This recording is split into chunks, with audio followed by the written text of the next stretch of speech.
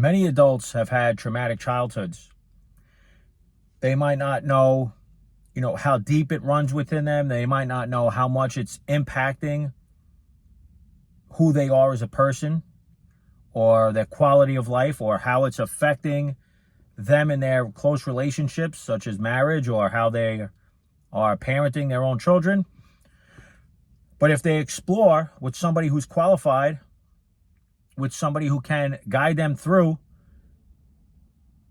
they might be able to uncover, some things that are problematic within their thinking, and more importantly, with how they feel, if they're even in touch with their feelings. Many children who grew up in traumatic or chaotic environments tend to stuff their feelings. They never learned how to openly discuss what's going on with them. And remember, it's the adults that are in their lives that are the role models to help them express their hurts or certain pains that the parent has going on.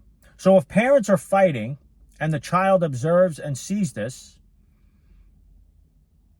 and then the child asks, "Is everything okay? I see that mommy was crying or daddy was yelling," or vice versa. And the parents look at the child and say, "Everything's fine. Everything's okay." Again, we don't know that we are skewing that little child's perception, what they're witnessing and what they're seeing. Now, I'm not saying as adults we need to tell the children at young ages what adults are going through and why the parents are having that argument or that conflict or what it's over.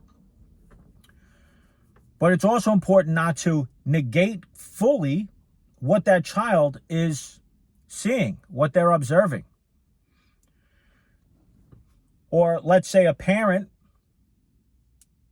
storms out of the house and is gone for the rest of the day, maybe for the night, maybe for a few days.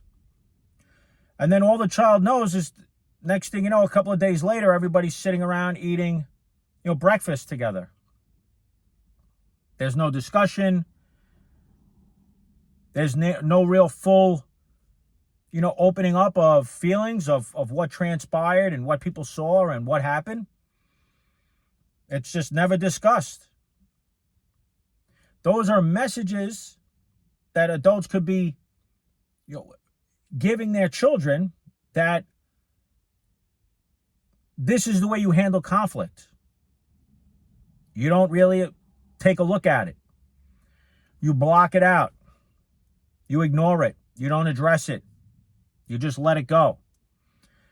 And then that child eventually grows up to become an adult, and they're living with that belief that they acquired from their own childhood. And so when other people in their life treat them a certain way, they allow it. There's no boundary setting. They allow themselves to be put in positions where they're hurt, and then they never have to address it. Or they hurt their loved one, and because of how they grew up, their loved one is like, "Hey, we need to talk about this." And they're like, "What do you mean talk about it? Like, I'm talking to you. We're, trying to move forward. What do you mean we have to talk about it?" Like, to them, that's unnatural. That's disturbing to them. Like, what do you mean? We have to sit down and discuss our feelings over it? Like, no, I'm not doing that. Well, to them, it's normal to just hurt people and then not talk about it and move on. Other issues that could stem from growing up as a child with a lot of, chaos around you in terms of how your parents raised you. And when I say chaos, I mean outward chaos, where there's a lot of, maybe physical violence, or maybe there is, some verbal abuse going on. But I also mean in our inner world, right? The chaos of what the parents have going on. If they have their own shame, their own guilt, if they got their own demons that they never worked through, that they never looked at, their own anger. If they have that stuff going on within them, then it's going to be hard to, raise a child to learn how to cope with it themselves when the adult has never learned healthy coping ways. I mean, think of it now. If you're an adult now in your own life with your own adult, issues that you have going on, whether it's in relationships, right, marriage or children, even a work environment, what's your coping mechanism? How do you cope with stress? What are ways that you deal with your feelings? I mean, honestly, sit and think about that. I mean, for the majority of us, from what I've come across, they're unhealthy. There's substance abuse, alcohol and drugs. There's other forms of addiction. There's just ignoring, like I talked about before, ignoring the problem, ignoring the feelings. Pushing down, stuffing, not addressing anything. Turning a blind eye to major red flags and major issues. Setting no healthy boundaries within the family.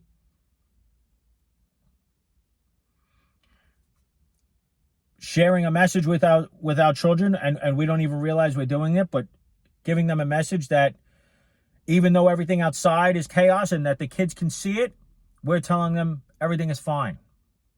Everything's okay. Don't worry about it. It's adult stuff. It's okay. And there's some truth to that. I understand you don't want to, overwhelm a young child. But again, I believe that there are healthier ways to work with that, according to a child's age. And another way that we might realize that we grew up in an environment that was toxic is maybe we're scared of other people's anger. Right? And so you never address anything. You don't talk about your feelings because you're worried. You take on other people's emotions. You play in your own mind what other people are going to think and feel. And you're like, I don't know, they might think this about me, and then they're going to they're going to get really upset, and they're going to get angry. And so you get nervous, you get scared, you're fearful, and so you don't bring it up. Again, that's an unhealthy coping mechanism. Or maybe you're not the one that's scared of other people's anger. Maybe you're the one that dominates with anger. And you scare other people. That's how you function through life. You dominate. You control. When people come to you with their feelings, you address it in a completely different way. Maybe you aren't as passive. Maybe you have more of the aggressive type, and that's the way you cope with your own childhood loss. Is that instead of being nervous about another person's anger, you protect yourself and your feelings and your emotions by not dealing with it, and then getting angry at other people so to keep that space, because we don't want to let anybody really in to get to know us, because that's safe that way. And you learn that in your own childhood.